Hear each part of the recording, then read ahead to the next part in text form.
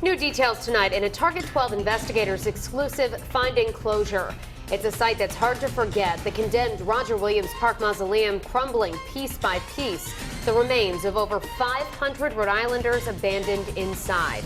And now, because of our investigation, the city of Cranston is taking action. And they're helping families find a more respectful resting spot for their loved ones. Target 12 consumer investigator Susan Hogan takes us back inside to show us what's being done. When we first reported on the deplorable conditions here at the Mausoleum in November, we heard from more than 145 families, all of whom had been locked out for years from paying their respects. The city then had promised to come up with a plan. Tonight, we're revealing what that is. Brick by brick, chip by delicate chip, the abandoned Roger Williams Mausoleum is slowly coming back to life.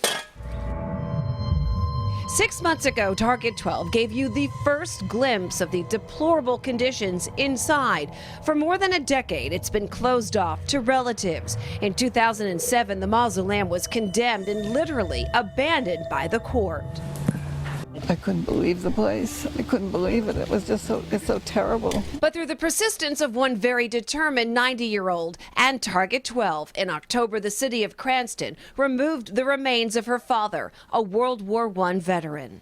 I don't know what to say. I'm so happy.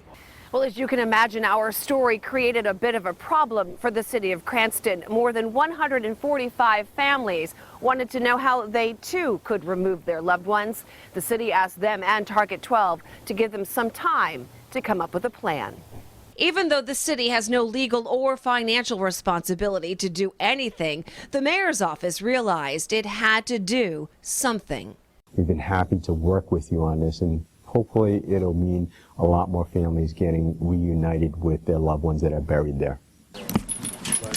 In April, Target 12 was there as an engineer inspected the building, checked the air quality, the building's integrity. It was determined that with a few minor repairs and no additional cost to taxpayers, they could make the mausoleum safe enough to remove the remains of those whose families want them back.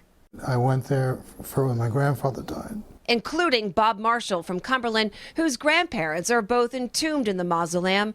Bob says he hasn't been there in decades. What do you remember about the mausoleum?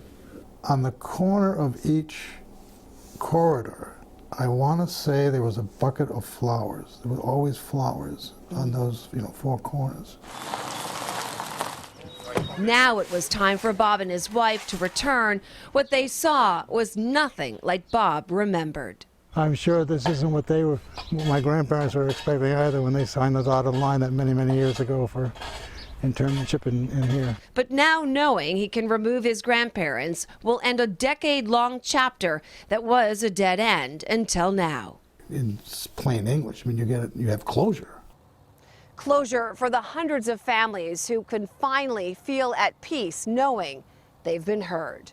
With the Target 12 investigators, Susan Hogan, Eyewitness News.